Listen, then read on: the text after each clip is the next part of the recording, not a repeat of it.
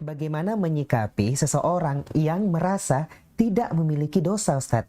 Atau dia merasa tidak ada kesalahan begitu? Karena dia merasa itu dia mudah untuk melakukan ibadah. Jadi dia merasa tidak berdosa gitu, Ustadz.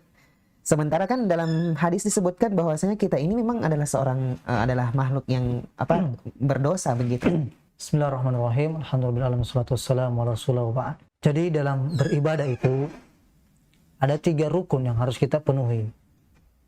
Yang pertama, kita beribadah karena cinta kepada Allah. Yang kedua, beribadah karena takut kepada Allah, takut dari azabnya. Ya, yang ketiga, beribadah karena mengharapkan surga ya dan ridha Allah Subhanahu wa taala tentunya. Ini 3 rukun ibadah yang harus ada dalam diri kita. Tidak boleh cuma salah satunya, harus ketiga-tiganya ada. Kalaulah orang beribadah hanya mengharapkan surga Allah Subhanahu wa taala, tidak takut dengan azab Allah Subhanahu wa taala, makanya tidak diperbolehkan. Begitu pula sebaliknya, takut saya tapi tidak mengharapkan surga, ini juga tidak diperbolehkan. Ketiga-tiganya harus ada sebagaimana disebutkan dalam suatu ayat, tatajafa junubuhum anil madaji yad'una rabbahum khawfan wa tama'. Orang-orang soleh terdahulu, tanya sahabat-sahabat Nabi SAW, mereka menjauhkan lambungnya dari tempat tidur dan bangun bermunajat kepada Allah Subhanahu wa taala, khaufan, takut kepada Allah, dan tama'an, dan mengharapkan dari Allah Subhanahu wa taala. Dan sebagai seorang muslim harus khawatir. Nah, sebagaimana perkataan Al-Imam Hasan Al-Basri, orang yang beriman itu ya yajma'u baina al-ihsan wa syafaqah.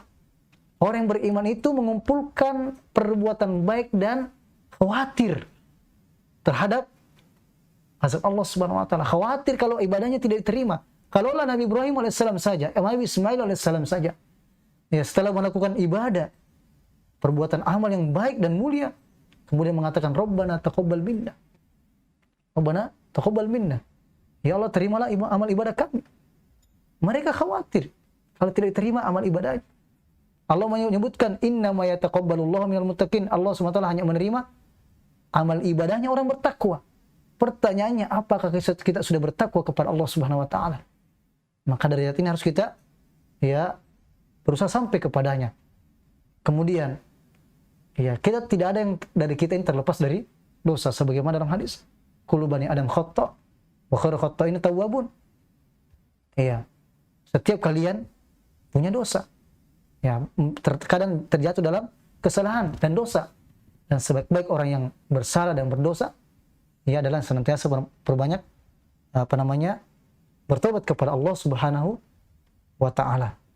Jadi bagaimana ya terkadang kalau ada orang yang merasa tidak punya dosa, auzubillahi min dzalik. Ya, tidak ada orang tidak punya dosa, kesalahan. Boleh jadi kalau sudah merasa seperti itu bisa jadi ditegur oleh Allah Subhanahu wa taala dengan perbuatan dosa. Auzubillahi min dzalik.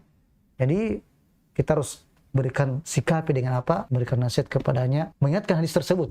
Sebagaimana disebutkan tadi, tinggal ingatkan saja bahwasanya setiap kita ini berdosa, sebaik-baik orang yang berdosa adalah yang senantiasa bertobat kepada Allah Subhanahu wa taala. Nabi kita Muhammad sallallahu alaihi wasallam dalam sehari, bahkan dalam satu kali duduk, membaca astaghfirullahaladzim. Perbanyak istighfar. Ini menunjukkan apa?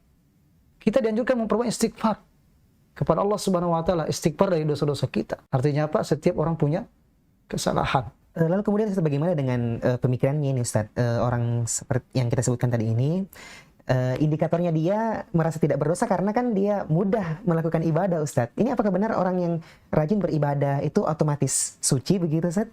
Allah ta'ala alam. Jadi dikhawatirkan adanya sifat ujub di dalam ini.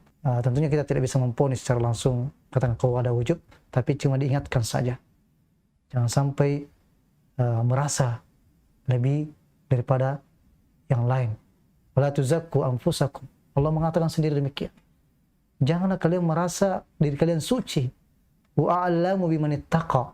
Dialah Allah Subhanahu wa taala yang paling tahu siapa yang bertakwa di antara kalian. Ya, jadi itu diingatkan dengan ayat Allah Subhanahu wa taala. Wala tuzakku anfusakum wa a'lamu bimanittaqa. Janganlah kalian menganggap diri kalian suci karena Allah Subhanahu wa taala yang lebih tahu siapa yang bertakwa di antara kalian.